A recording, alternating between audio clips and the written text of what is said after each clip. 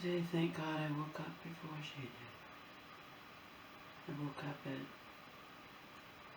right before my alarm was coming on.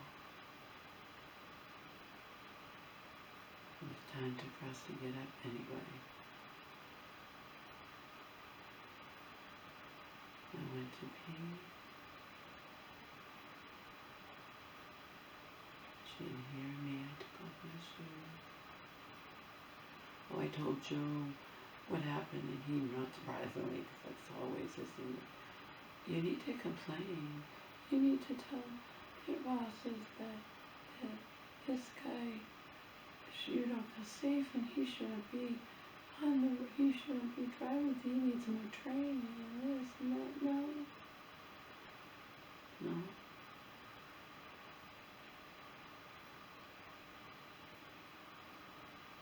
I need this way of once in a while, getting around with my mother for the medical point. If I need that too much, cause trouble, to be the newbie causing trouble. To thinking I should buy a transport chair. I could go up in this thing with her. I just feel vulnerable because when I'm greeting her at the top, I have to trust the driver's keeping her safe down below. And when I'm, because they have to run the lift, it's the same thing in Massachusetts, no different. I have to trust they're keeping her safe down below and vice versa. When I'm getting her onto it on the top, I have to trust that they're, so the other one said, well, first, because I'm a passionate person, I have to be careful. I do learn my lesson. I learned my lesson. Some people can handle you being passionate without them thinking you're mad at them. And you didn't do anything. I'm just telling a story, but I'm passionate about it because it was horror for me, nearly witnessing my mom have the horror of going backwards on that thing, because I have to trust when I'm getting off that your drivers are keeping her safe down the bottom. And he's like, you should have them. Can I do that? They're gonna be insulted. Can I wait? Don't even wait. Say wait till I get off. I gotta get her safely on, and then wait till I get. But it's nerve-wracking anyway, being on a walker and being on that thing. Me watching her has been so nerve-wracking, but I had to let go and trust. Don't worry. The drivers know how to do their job.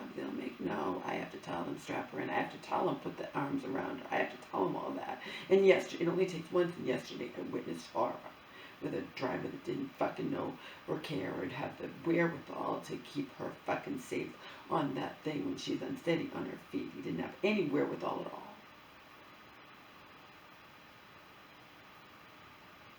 My very first time with him, because I don't get him that often, the very first time with him, I thought he shouldn't even be on the road at all.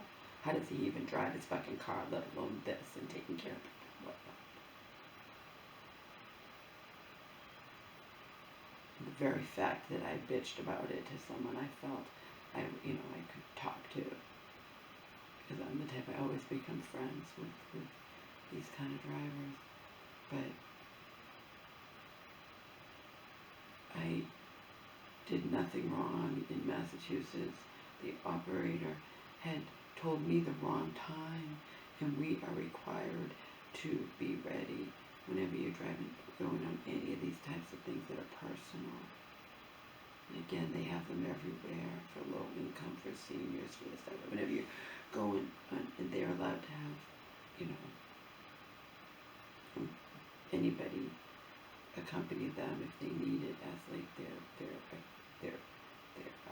care, their person that is allowed to be with them.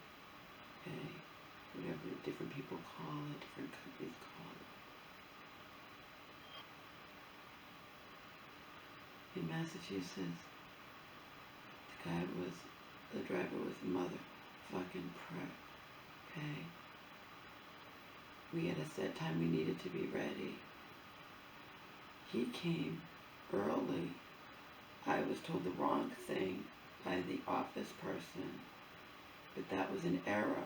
But my mom was ready early because she's the type that's going to be ready like way earlier and ready. She's ready to walk out the door. I was not.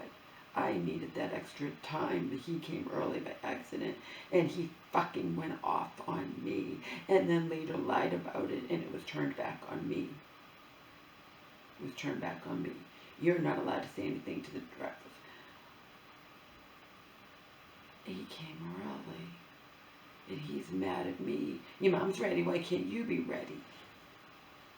It turned into awful because when I complained about him and said, I think if he's married, I think he seems like the type I was in, that he abuses his wife. So it turned back on me because I am very passionate in what I say and write or whatever. And I came across as whatever. He's a saint. He did nothing wrong. He lied. He blamed it on me, and it got turned on me. And we need that form of transportation to get around. So I've learned my lesson. Because in front of my mother, my vulnerable, elderly, dementia, schizophrenic mother, he was screaming at me at the top of his lungs. Why did he scream at me at the top of his lungs? Do you think they were going to pull the tape? No, they're not going to do anything. They're going to believe him and turn on me because of my angry writing. Again, not yelling at anyone on the phone. He screamed at me at the top of my lungs, his lungs. Screamed at me because I was standing up for myself and saying, you came early.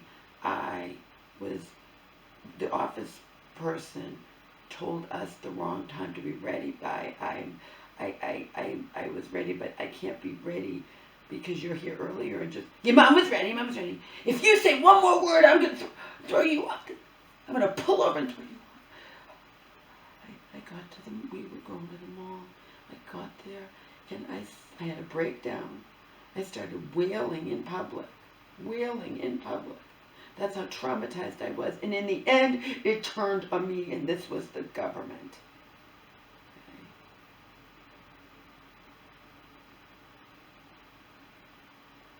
No, I won't say a fucking word. If other drivers know about this driver, and again, he's a nice guy. He's off. He's not with it. He's done other things. It's not, but it's not intentional. They don't get rid of him, so, no, Joe, I'm not going to complain and say, he needs more training or he shouldn't be riding this or you don't feel safe or whatever. I'm not going to say one fucking word. I'm going to take it upon myself. I'm going to spend a couple $100, buy a transport chair, and then she'll be safe because she'll be sitting down.